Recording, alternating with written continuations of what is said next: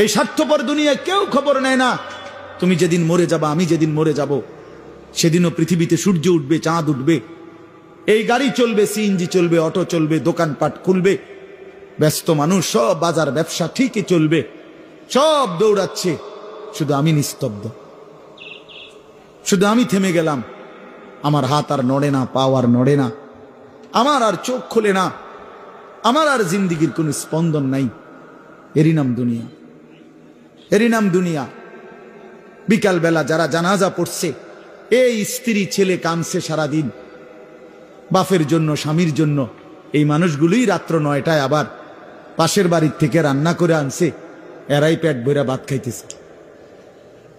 এরই নাম দুনিয়া, এর নাম দুনিয়া, এর নাম দুনিয়া। এই মানুষগুলো তো একদিন উপাস থাকলো না, আপন সন্তান, আপন স্ত্রী। তাহলে ধোকার এই দুনিয়া কার জন্য সাজাইলাম? কার জন্য?